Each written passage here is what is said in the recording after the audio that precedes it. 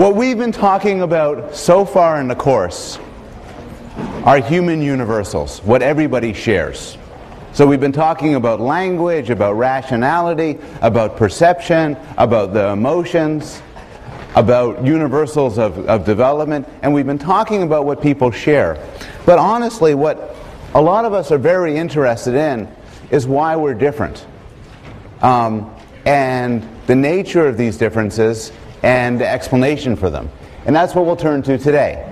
So first we'll discuss how are people different, different theories about what makes you different in a psychological way from the person sitting next to you, and then we'll review different theories about why people are different. And this is the class which is going to bother the most people. It's not dualism. It's not evolution. It's this. Because the scientific findings on human psychological differences are to many of us shocking and unbelievable. And I will just try to persuade you to take them seriously. Okay, so how are people different? Well, there's all sorts of ways. Your sexual identity. It is at the core of your being for almost all of us, whether you're male or female. How we refer to you in language, what pronoun we use, is indexed on how we whether you're male or female. And related to that, though imperfectly, is your sexual orientation, who you're attracted to. The question of why some of us think of ourselves as males and others as females, and the question of why some of us would ideally want to have sex with males, others with females, others with both, and then a few others who have harder to define desires, is such a good question that we're going to talk about it after spring break. While all the sexual desire has been spent and you could focus on a scientific discussion of this.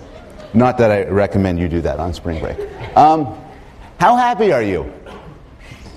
This is also such a good topic, it's going to get its own class. The very last class of the semester is devoted to happiness. And the question of what makes people happy, what makes people unhappy, and what makes people differ in their happiness. If I asked you to rank how happy you are from a scale of 1 to 10, the numbers would differ across this room. And there's different theories as to why. Your success and failure in life. This is somewhat interesting because you could study this in more or less objective ways. We don't have to ask people. We could look at your relationships, how they begin, how they end, your job satisfaction. We could look at your criminal records. Some of you are going to see time. Most will not. Some of you will get into little troubles all through your life. Some of you already have seen the inside of a police station, possibly a lineup. Others couldn't go near such a thing. What determines that? And at the root of all human differences are two main factors. And so I want to talk about the two main interesting factors. One is personality, the other is intelligence. And these are the differences I'll talk about today. First, from the standpoint of how do we characterize them, how do we explain them, and then from the standpoint of why these differences exist in the first place. One way to characterize personality is in terms of people's style in dealing with the world, and particularly their style in dealing with other people. So you take a simple character you know of, and you could talk about that person's personality. You could talk about it in terms of being impulsive, irresponsible, sometimes lazy, good-hearted. You could compare that person's personality with other people's personality, such as my colleague who gave a talk last class. He's wonderful. He's responsible and reliable and very kind. And different from Homer. And so this difference is a difference in personality. Now, when we talk about personality, we're talking about something else as well. We're talking about a stable trait across situations and time. So, if all of a sudden the person next to you kind of smacks you in the head, you might be angry. But we wouldn't call that personality, because that's something that's the result of a situation. We'd all feel that way in that situation. It's personality if you walk around all the time angry. There'd be a stable trait. It'd be something you carry around with you. And that's what we mean by personality. Now, how do we scientifically characterize differences in personality? And it's a deep question. There's been a lot of attempts to do so. Any good assessment has to satisfy two conditions. And these are terms which are going to show up all over psychological research, but it's particularly relevant for this sort of measure. One is reliability. Reliability means there is not measurement error.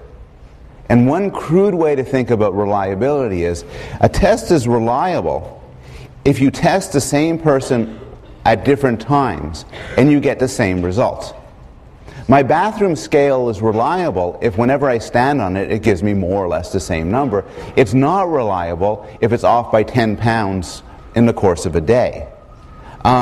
Similarly, if I give you a personality test now and it says that you're anxious and defensive, and then give it to you tomorrow and it says you're calm and open-minded, it's not a reliable test. So reliable is something you could trust over time. Validity is something different. Validity is that your test measures what it's supposed to measure. So validity means it's sort of a good test. Forget about how reliable it is. Does it tap what you're interested in?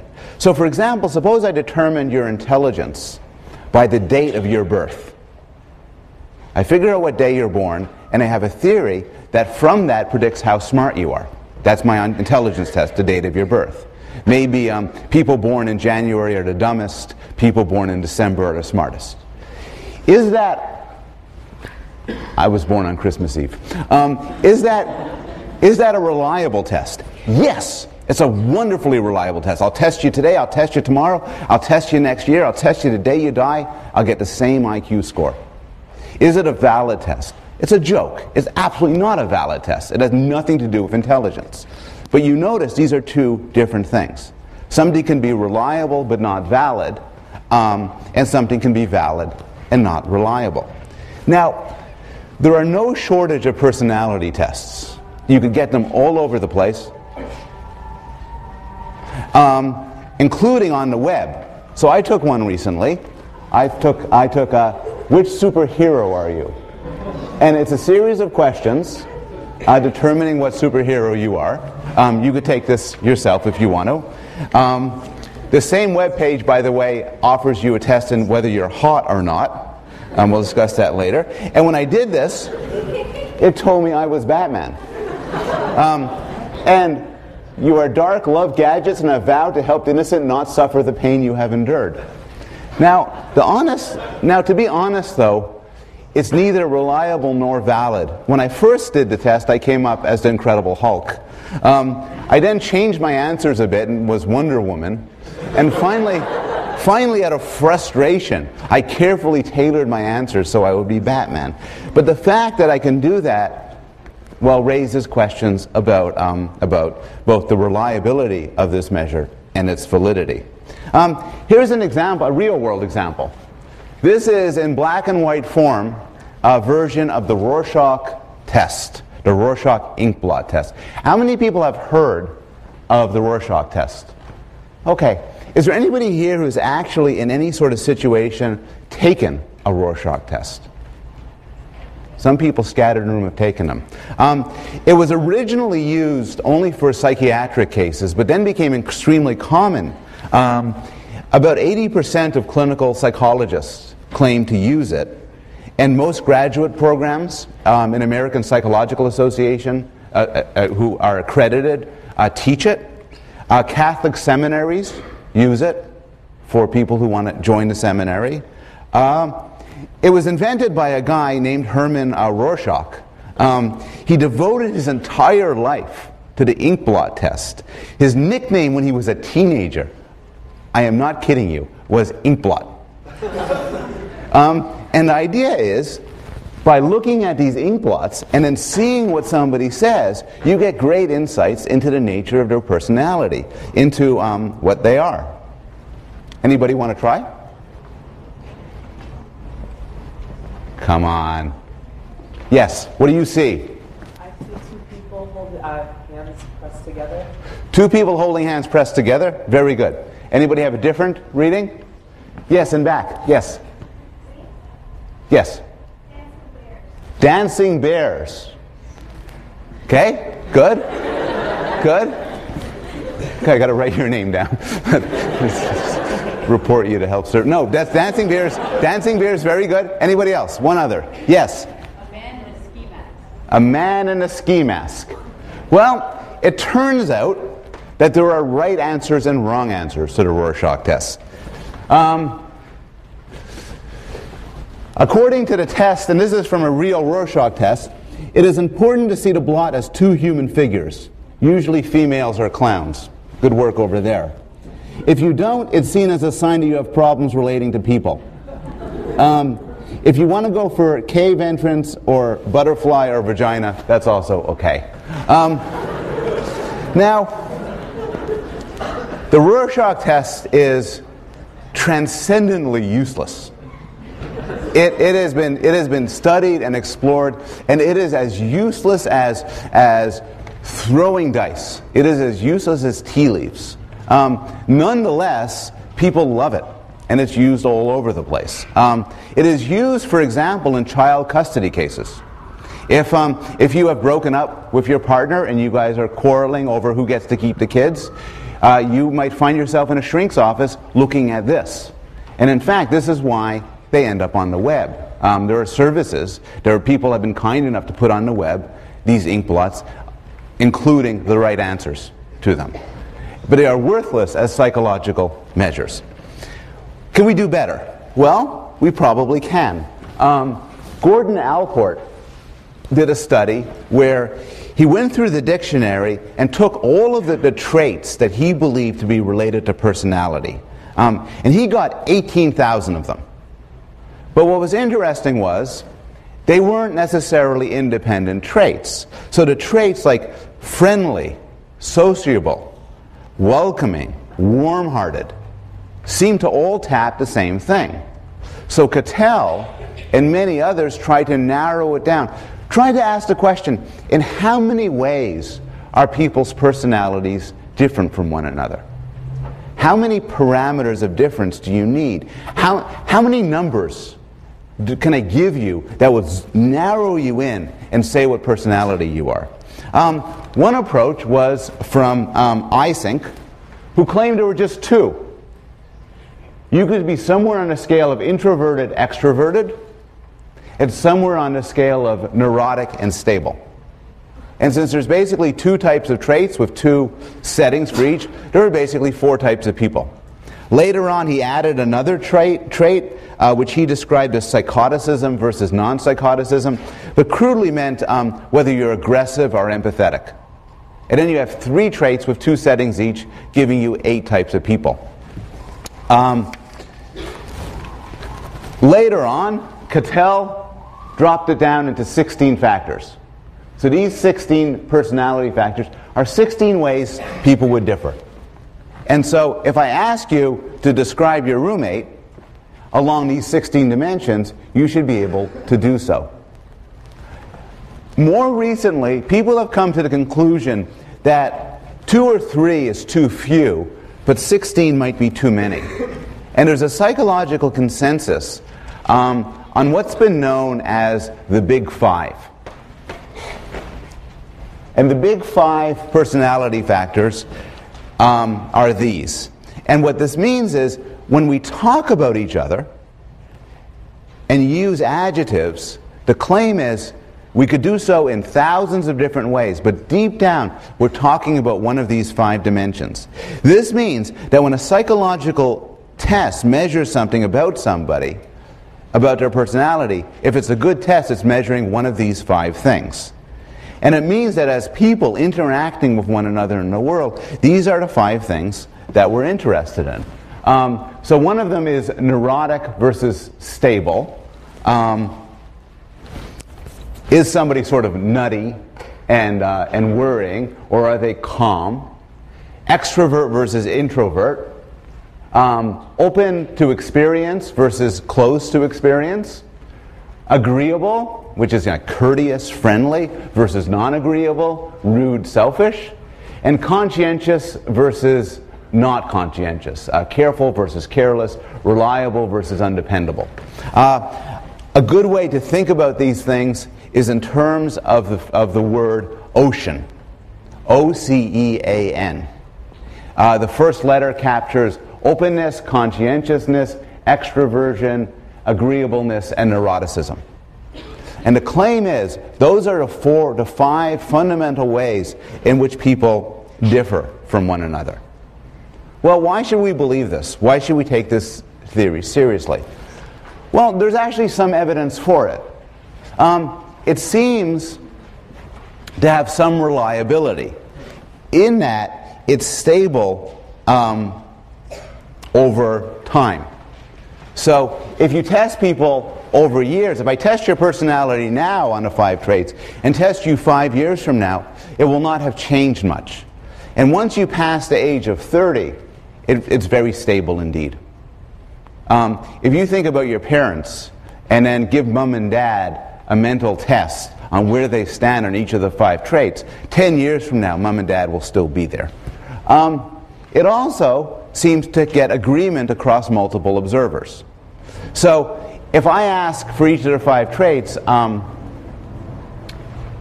ask your roommate what he or she thinks of you, then I ask your professor what he or she thinks of you, and your mom what she thinks of you, how would, back to gender, how would they match up?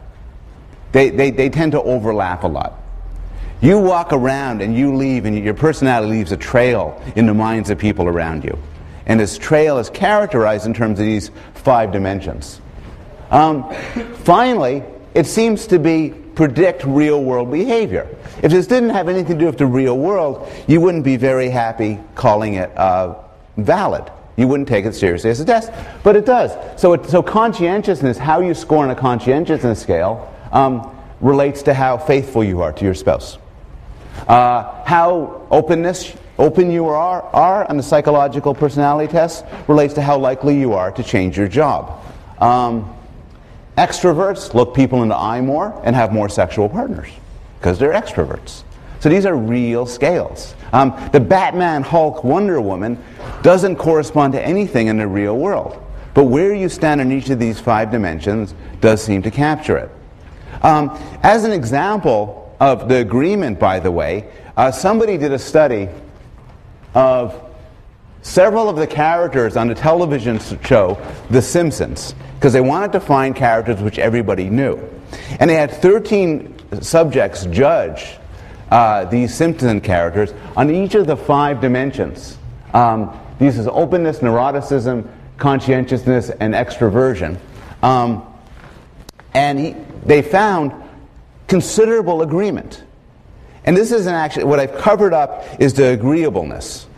So, for those of you who've never seen the television show, this is all going to be confusing. But those of you who have, can you guess which characters would be particularly agreeable? Anybody guess? Yeah. Flanders? You are right. The most agreeable people are Flanders and Marge. Who would be not so agreeable? Krusty is a complicated case. But Mr. Burns, but also, where is he? Oh, he's not. Nelson. Where's Nelson? Anyway, there's Nelson. You get strong consensus that Ned Flanders and Marge Simpson are highly agreeable people, 6.27 and 5.46, while Mr. Burns and Nelson are very low. Nelson's the little kid, and when trouble happens, he goes, ha ha, and that's a psychological sign for low agreeability. Okay, that's all I want to say at this point about personality and how we measure it. And again, we're going to get back to it later when we talk about differences in personality. Now I want to deal with the second big difference. The second big difference is intelligence. Now, how do you define intelligence? There's no easy definition. Like personality, it's kind of difficult to get your fingers on what we're talking about here. In one survey, they asked 1,000 experts to define intelligence. And some answers showed up over and over again. So just about everybody said intelligence involves abstract reasoning, problem solving, and the capacity to acquire knowledge. That's at the core of being smart. Other people mention things like memory, mental speed, language, math, mental speed again, knowledge, and creativity, also as hallmarks for intelligence. And again, it might be difficult to define it, but you have a gut feeling about what it is. So, you know, Homer is actually, and this is part of the show, is actually of limited intelligence. My colleague is a very high intelligence, wonderful fellow. But he's probably not as smart as that guy, who's like really, really smart. And this guy, Ralph Wiggum, is particularly stupid. And so you have a range, and it's important to figure out how to characterize it. This is what research does. But there's a gut feeling that there's some people who are smart, and other people who are very smart, and some people who are dumb, and others who are very dumb. What you want to do from a scientific standpoint is characterize this in a more robust and interesting fashion. And the textbook has a nice review of the history of attempts to define and measure intelligence. But there's just a couple of ideas I want to focus on. One is an idea developed by Spearman, which is there's two types of intelligence. There is G and there's S. S is your ability on specific tests. So if there's 10 tests that you're given as part of an IQ test, 10 subtests, you'll get a different score in each of the subtests. There'll be a math test and a reading test and a spatial test, and you'll get different scores.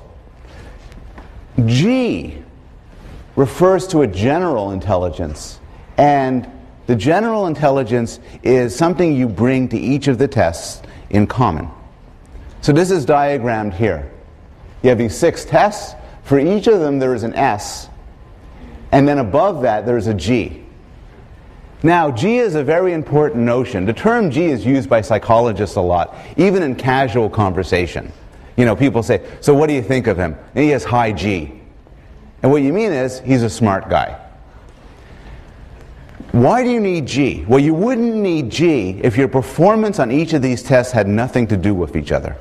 If the tests were genuinely separate, there'd be no general intelligence. But what people find over and over again is that when it comes to explaining people's performance on multiple intellectual tasks, there's two things going on. There's how good they are on the specific task, but then there's also a sort of general correlation that people bring to the tasks. And I could express this with an athletic analogy. Imagine I'm running a gym, and we have all of these different athletic tests. So we have a running test. We have a basketball shooting test, a swimming test, fencing, list of 10 of them. Now each of you go through each of the tests, and then you'll each get 10 scores. But what we'll discover is that the scores are not independent of one another.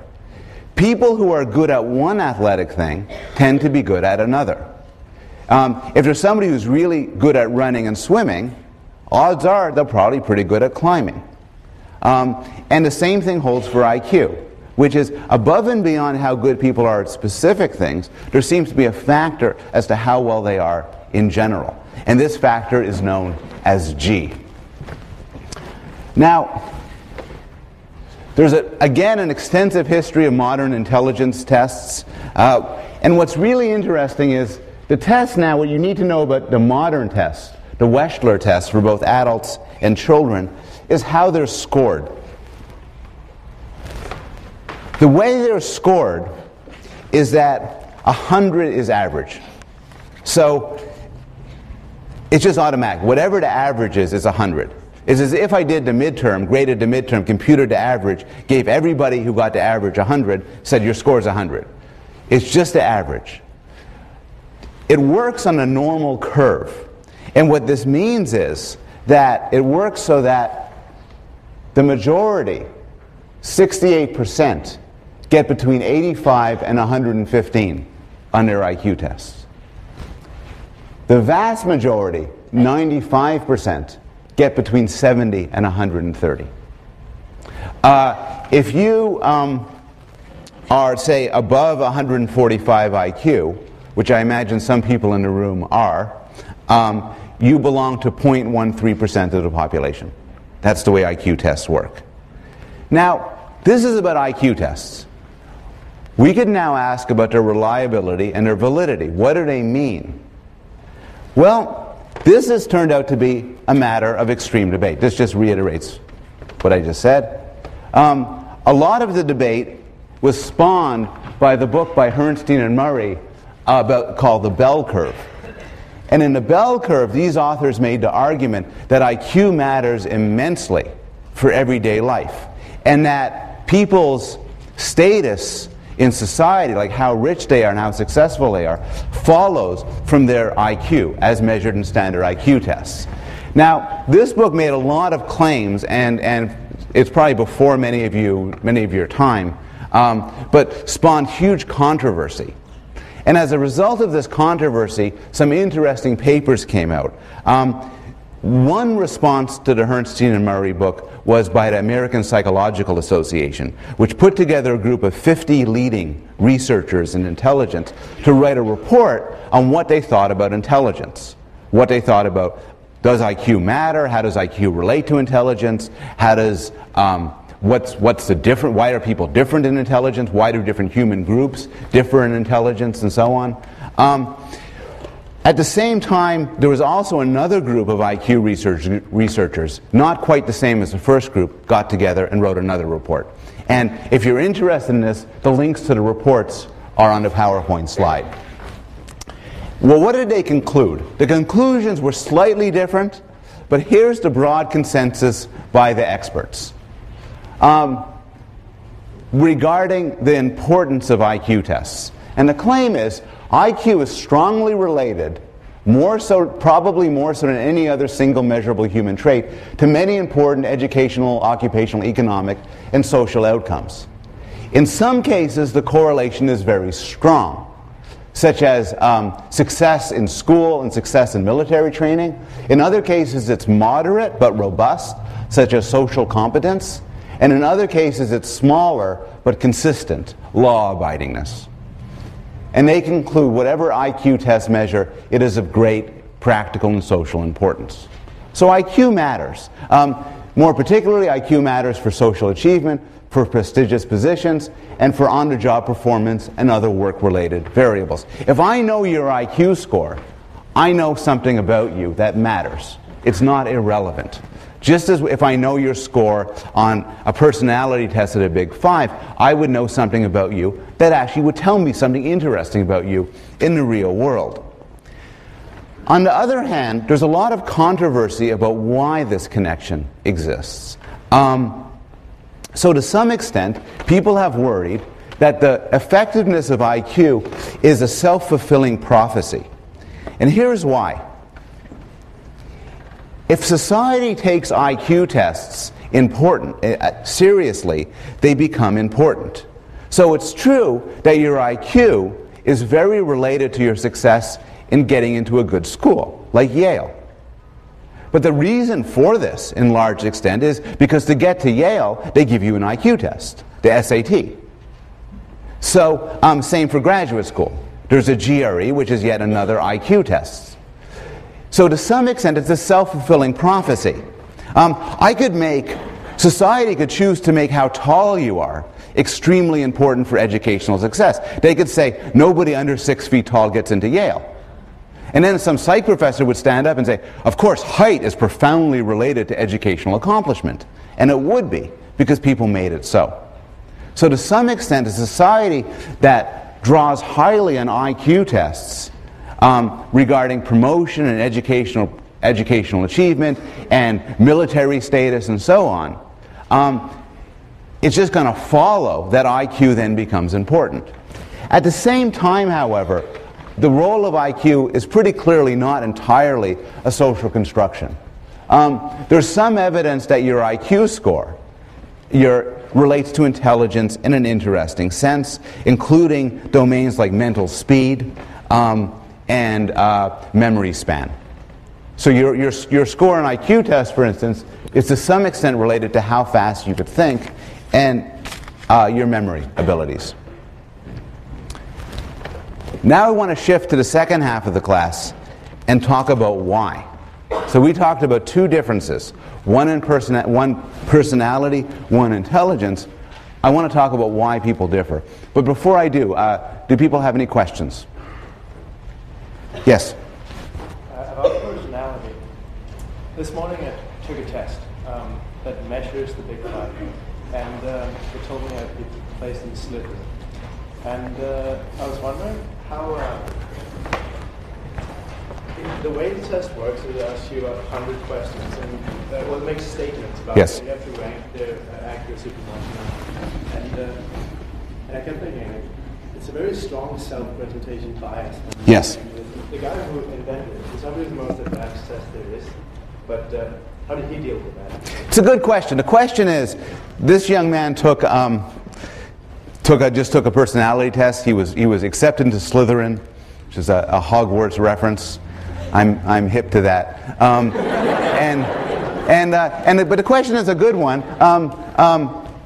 You're a clever man, high G, and you wanted to be in Slytherin. How do we know you didn't work the test? I mean, you're going to get these personality tests all the time, and the personality test, you're applying for a business, and one of the tests is, I like to steal from my bosses. Oh, I don't think so. No, that's a little IQ test right there. So the question is, how do you avoid that problem? The test constructors have done so in certain clever ways. For instance, there are often catch questions designed to catch a liar. Some of these questions pose very unrealistic phenomena. So you might have a question in there saying, I have never done anything I am ashamed of. Now, some people will say, yes, that's true of me. But they tend to be liars. And so unrealistic questions tend to catch liars. Also, you get the same question asked in different ways across the 100 items, and they could use the correlations to figure these things out. I mean, again, the proof is sort of in the pudding. The reliability and validity of a test is determined in part by just how well it does at predicting your future performance on a test and your real-world performance. And a test that is easily fooled, easily tricked by smart people wouldn't survive long as a personality test. So we know the test you got is a pretty good test because it seems to work for most people. Yes? I've heard that success is more related to emotional IQ rather than IQ itself. It's a good question. The question was about emotional IQ, which is something I'm actually going to touch upon a little bit later in the course. But people have talked about different forms of intelligence. And emotional intelligence, social intelligence, is arguably a candidate for success across different domains. The evidence for its predictive power is not as strong as for regular IQ tests. So you might be right. It might turn out to be a much better predictor. But one, it's not clear that we know that yet. Peter Salovey has actually done some very interesting research on this and is continuing work along those lines. The second thing is emotional intelligence is actually related to good old-fashioned intelligence. They kind of pull together a lot, so it's not entirely separate. But that's a good point, and I'd like to return to it a little bit later on in the course. Yes? What makes one IQ test better than another test? What makes an SAT with analogies worse than an SAT without analogies, for example? Good question. How do you determine what a good test is? And again, it's a real art going through the details of how to do that, but the broad answers involve reliability and validity. It's a good test if I test you today and I test you tomorrow, I get the same score. It's a really good test if your score on that test predicts your grades. Or if it's a personality test, predicts how many girlfriends you have. Or predicts whether people think you're a nice guy. So you have to see both the replicability of the test over time, but also its relationship to real-world phenomena. And that's important. Again, why do we know the Batman, Wonder Woman, Hulk test is a bad one? Well, one answer is because how I score on that test isn't going to tell you anything about me. It's not going to relate to my grades. It's not going to relate to how well I'm liked. How do we know that SAT is useful? Well, it actually corresponds with other things, like grades. Yes, in back. I guess we're sort of making the assumption that personality sort of remains constant. Can't change with more experience or other genetic effects that you had. Absolutely. The question is, when I'm talking about personality, I'm defining it in terms of something which is stable over time. And your question, which is a good one, is how do we know it's stable over time? Can't it change? And the answer is, yeah, a lot of personality does change over time. A personality test you give to a 10-year-old will relate, but not so strongly with that individual when he's 50. On the other hand, we know that the psychological claim that there exists such a thing as personality, and it is stable over time, is supported by the fact that if you're an extrovert now, you're likely to be an extrovert 20 years from now. Not perfectly. So you're right, you could change. You could become an introvert. You could become more of an extrovert. But where you stand now is significantly related to where you'll be in the future. And that justifies talking about it as a stable trait. Same with IQ. Your IQ might change. It might go up, it might go down. But it won't go up and go down that much. And this is why it makes sense to talk about intelligence as a more or less stable trait. Okay. Why are we different? Well, you're different because of two things. Your genes and your environment. Your nature and your nurture.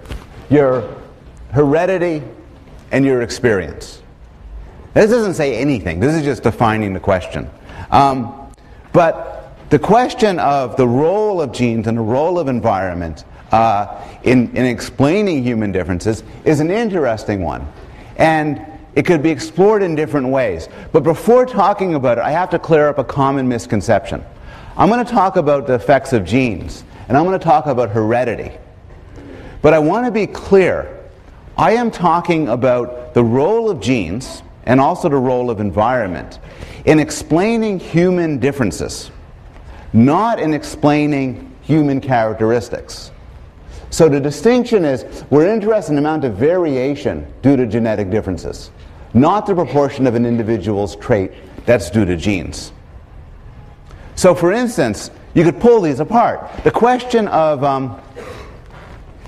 when we ask, what's the role of genes, what's the role of heredity in how tall people are? The question is not asking, for you, what is the role of your genes in determining how tall you are? It's not clear it's even a sensible question. The question is, there's a height difference between you and me and him and her. How do we explain that difference? And I could illustrate why heredity doesn't mean the same thing as the contribution of the genes. Height is reasonably heritable, meaning the differences between people in the population and how tall they are is due in large part, not entirely, but in large part to their genes. What about the number of legs people have? Well, the number of legs people have from 0, 1, or 2 is actually not very heritable at all. Because almost everybody has 2 legs, and people who have fewer than 2 legs typically have lost 1 or both legs in an accident. It's not due to their genes. So, of course, whether or not you have legs is a very genetic matter. But the differences in number of legs is not usually genetic. And so heredity is a claim about differences, not a claim about the origin of any specific trait. Well, now that's what heredity, which is genetic. Now we could talk about environment. And we could break up environment into 2 sorts of environment. One is shared environment. And shared environment is the extent to which the differences are caused by things, by phenomena that people raised in the same household share. So suppose some of you are neurotic. And suppose we want to say part of that's due to your environment. Well, suppose you're neurotic because you have lousy parents. that would be part of your shared environment, because presumably siblings raised in the same household would have the same lousy parents. This is contrasted with non-shared environment, which is everything else. Suppose I think you're neurotic because when you were 5 years old, somebody threw a snowball at you and it bounced off your head. That's non-shared environment. Suppose you're neurotic because you won the lottery when you were 21 and all the money messed you up. That would be non-shared environment. So what you have here is heredity, shared environment, and non-shared environment. And this equals 1. That's everything. Non-shared environment is a sort of garbage can category that includes everything that's not heredity and not shared environment. Suppose you think you're neurotic because aliens from the planet Pluto are zapping your brain. Suppose you're right. Well, that would be non-shared environment, because they're presumably not necessarily zapping your siblings' brains. Everything else is non-shared environment. It becomes interesting to ask, for all these differences, the physical differences like height, but psychological differences like personality and intelligence, how do we parcel it out into what's genetic and what's environmental? This proves to be really difficult in the real world, because in the real world it's hard to pull apart genes and environment. So you and me will have different personalities. Why? Well, we were raised by different parents, and we have different genes. We can't tell. My brother and me might share all sorts of things in common, but we had the same parents and the same genes, 50% the same genes. So how do we tell what's causing us to be alike? So to pull these things apart, you need to be clever. You need to use the tools of behavioral genetics. And to use these tools, you have to exploit certain regularities about genes and about environment. One thing is this. Some people are clones. Monozygotic twins are genetic duplicates. They share 100% of the same genes. That's kind of interesting. Dizygotic twins are not clones. They share 50-50. They're just like regular siblings. And adopted siblings have no special genetic overlap. That's 0%, above and beyond randomness. Those three groups then become rather interesting, particularly when we keep in mind that by definition, two people raised in the same house by the same parents have 100% the same shared environment. So now we can start to answer these questions. Suppose you find that monozygotic twins are much more similar than dizygotic twins. Well, that would suggest that there's a large role of genes in those traits that you're interested in. It would not cinch the matter, because there are other factors at work. For instance, monozygotic twins look more alike than dizygotic twins, and maybe they have more similar environments because of this similarity in appearance. Are monozygotic twins just as similar as dizygotic twins? If so, then it would show that extra overlap in genes doesn't really matter. And so it would suggest a low role of heredity. Are adopted children highly similar to their brothers and sisters? If so, then there's a high role of shared environment. Suppose the Bloom children, and there's 7 of them, all have an IQ of 104. And we adopt 3 kids. And then at the end of the day, those 3 kids each have an IQ of 104. That would suggest that, and we do this over and over again across different families, that would suggest that there's something about the Bloom family being raised by me that gives you an IQ of 104.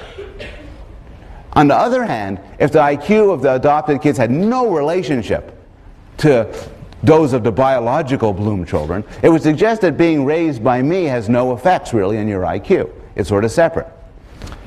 A final contrast, which is the thing that psychologists love, is identical twins reared apart. That's the gold standard. because you have these people who are clones, but they're raised in different families. And to the extent that they're similar, this suggests it's a similarity of their genes. And in fact, one of the most surprising findings in behavioral genetics, the caption here is, "Separated at birth, the Malafert twins meet accidentally," and they're at a patent office with the same device.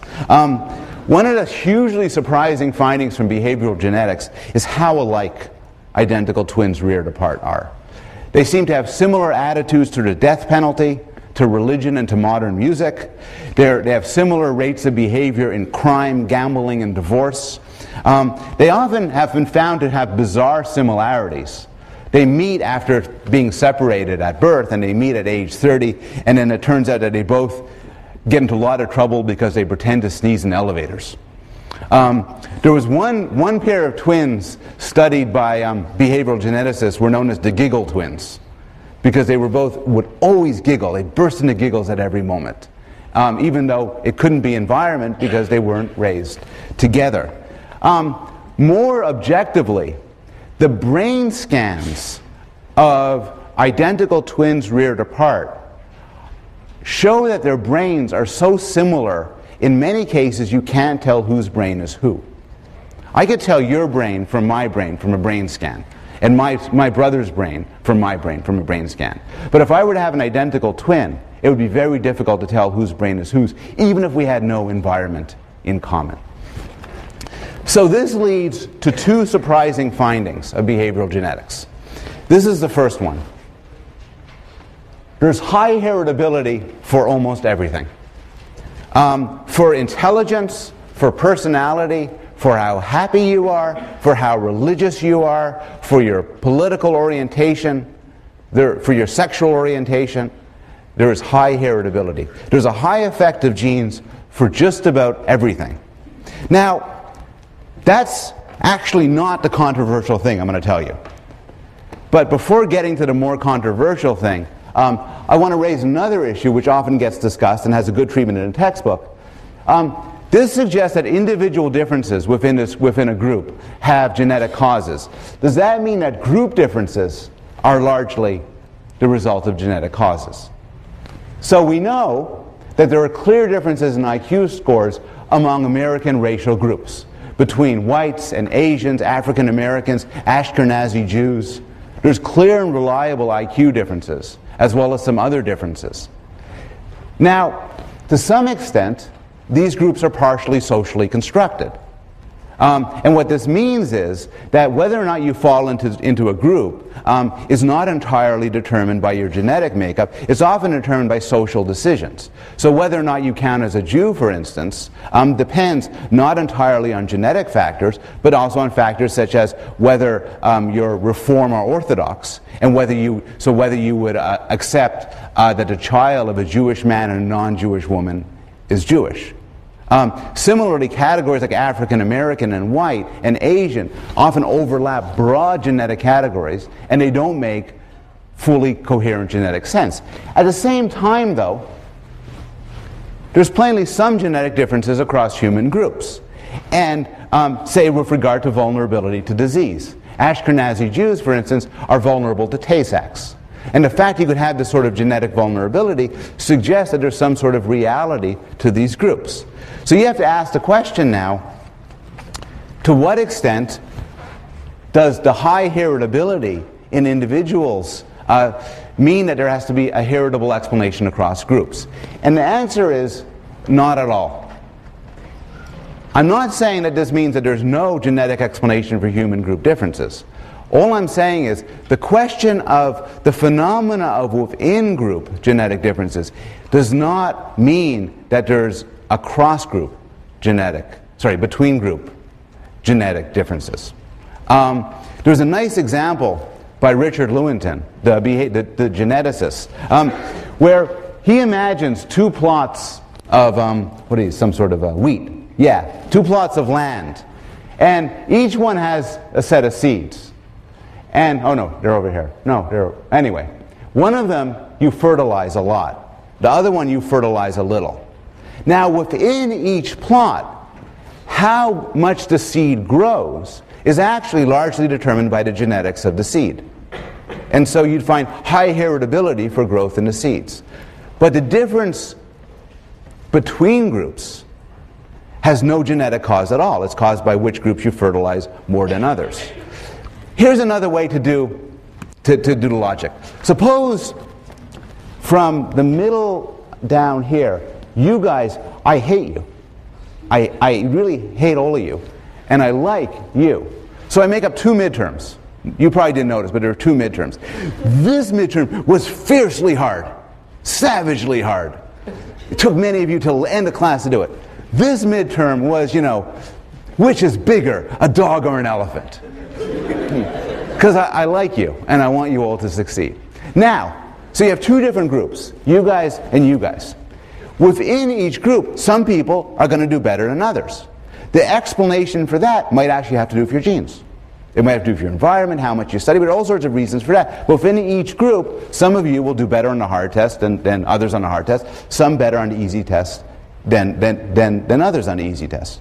But how do we explain the group difference? Well, it has nothing to do with genes. The group difference, the fact that you will do much worse than you, has to do with the exams I gave.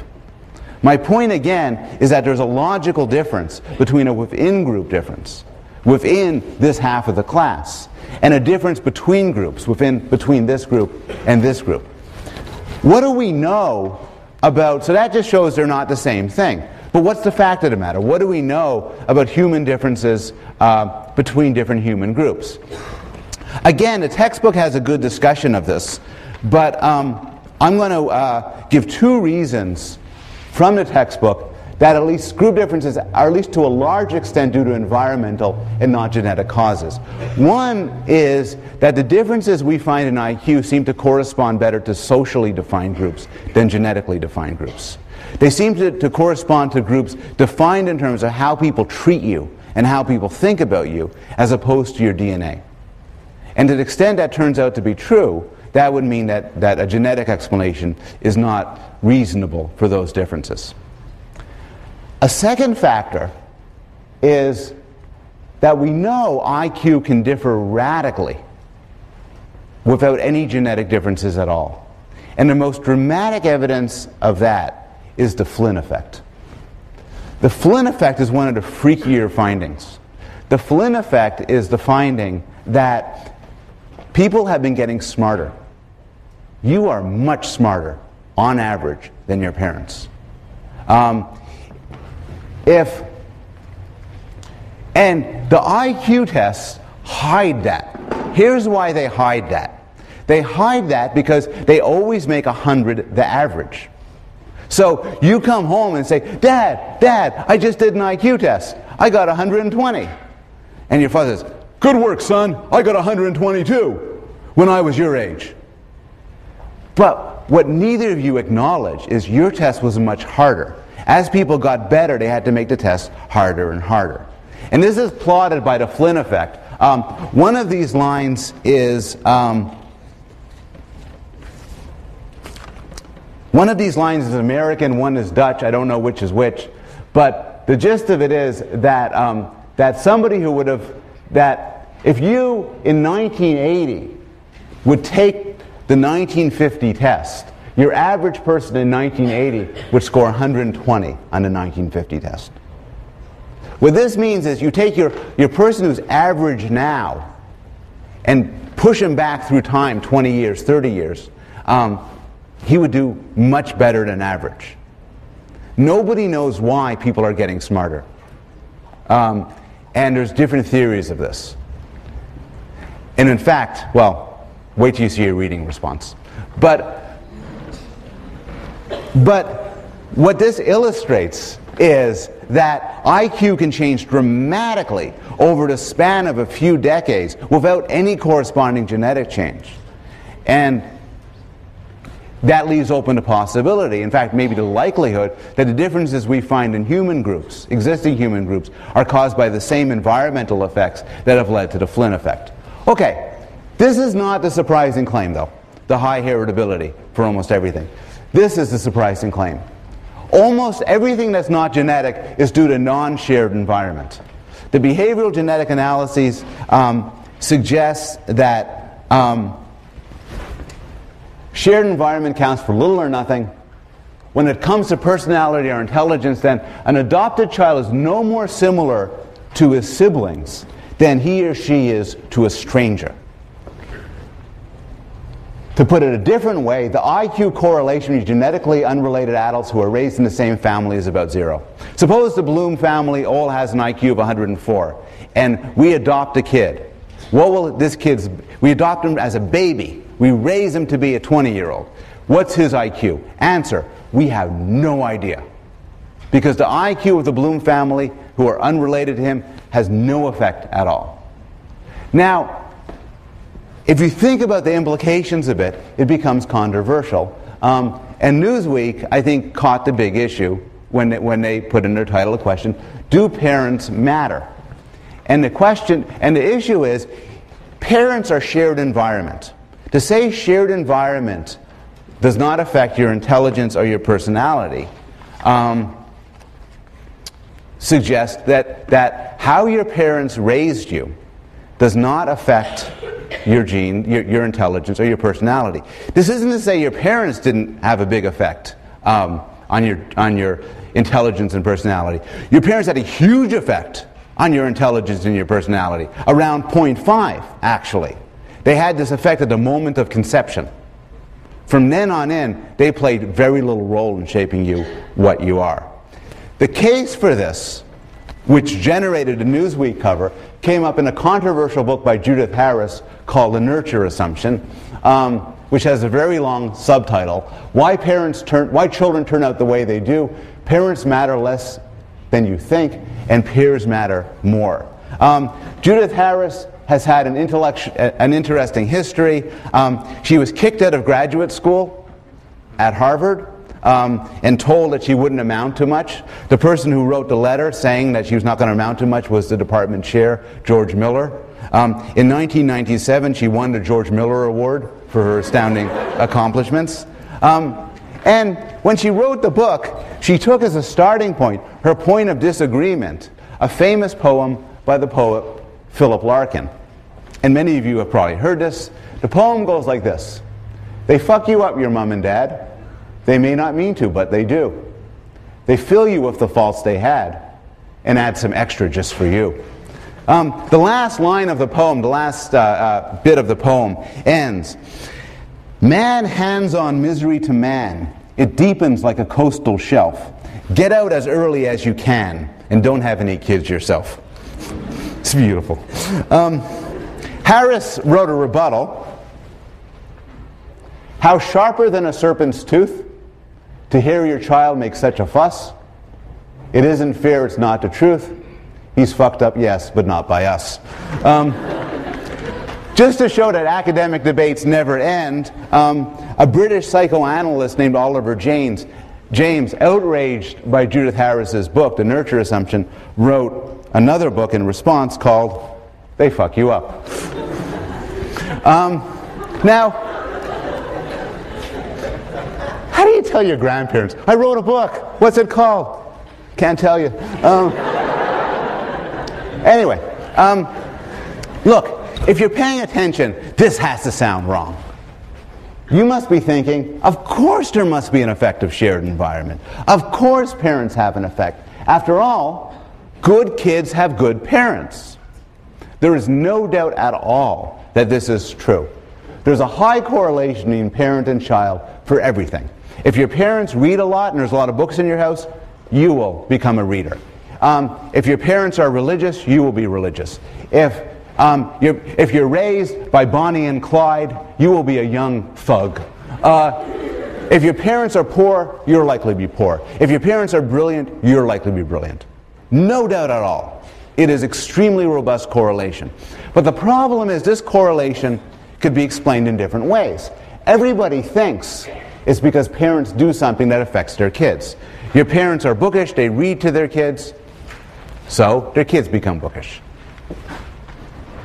But another possibility, which we know is true, that almost always parents share their genes with their kids.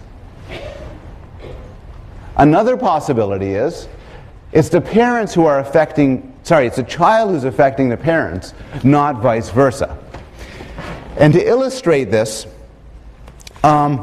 these different possibilities, I want to tell you a little bit about a study.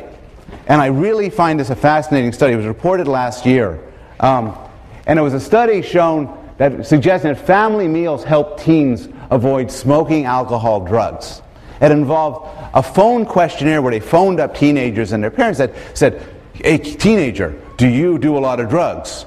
Yes. "Do you have a dinner with your parents?" "No." And they take it off. And then they ask other people, and they find that the kids who are the good kids have meals with their parents, suggesting this headline. I like this study because I must have read in my career 1,000 studies. And this is the worst study ever done in the history of science. And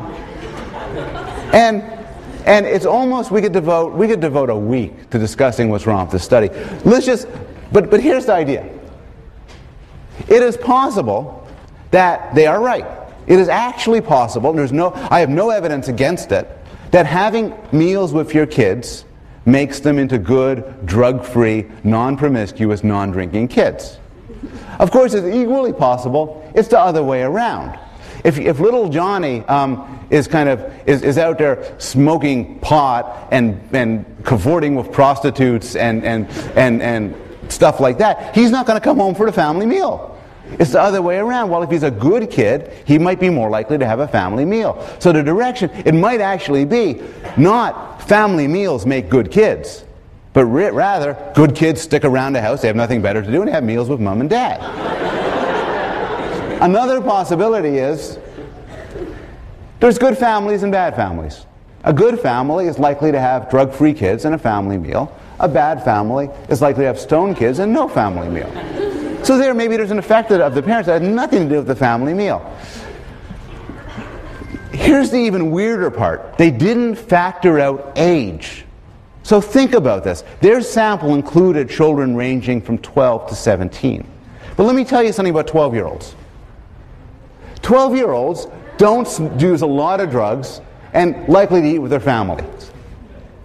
17-year-olds are stoned all the time and they don't eat with their family. I've just begun on this study. But the point is, when you hear something like, so now take something which you may be more likely to believe. Maybe you believe that having parents who read to their kids, that's good for their kids. Well, maybe it is. But most of these criticisms apply to that study too. A bookish kid is more likely to get his parents to read to him.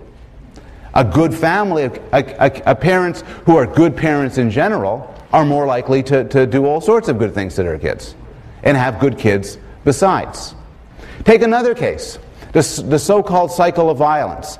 Yes, it's true. Parents who smack their kids tend to have, statistically, more violent kids. But maybe the causality goes the other way around. Maybe if you have a kid who's a troublemaker, you're more likely to smack him. Maybe, which seems to be entirely likely, the propensity for violence is to some extent heritable. And so even if the kid was not raised by the smacking parent, whatever properties of that parent led to that violence got inherited by the kid. Now again, this isn't going to sit right for you. And I put this down because last year when I gave this talk, people ran up to me and told me this. They said, "Look, I know my mom and dad had a huge role in my life. That's why I'm so happy and successful." Then other people said, "That's why I'm so miserable and screwed up." But either way, blame it on mom and dad or thank mom and dad. And you might think you know. When you become famous and you stand up and you get your awards, maybe you'll thank your mom and dad. When you go to your therapist and explain why you're so screwed up, maybe you'll blame that he never took me to a baseball game. Well, maybe, but you don't know. Were you adopted? If you weren't adopted, you can't even begin to have the conversation about how your parents messed you up. Because if you're a lot like your parents, you might be a lot like your parents because you share their genes. Of course you resemble your parents. Moreover, how do you figure out which is the cause and which is the effect? No, mom smacked me a lot, and that's why I turned out to be such a rotten person. Well, maybe she smacked you because you were rotten. I mean, no, I don't want to get personal. But it's very difficult to pull these things apart. A final point on this. One response to Harris's book is this. Look, even if this is true, you shouldn't let this get out. Because if parents don't mold their children's personalities, maybe why should they treat their kids nicely? And you might be wondering this. You might be thinking, well, gee, if you don't have any effect on how your kids turn out, why be nice to them? But there are answers. You might want to be nice to them because you love them. You might want to be nice to them because you want them to be happy. You might want to be nice to them because you want to have good relationships with them. And I have a little bit more, but I'm going to skip it, and I'm going to move right to your reading response, which is very, very simple, easy to answer, easy to grade. Explain the Flynn effect. It's a toughie, so just explain that. Okay, have a wonderful spring break, and I'll see you when you get back.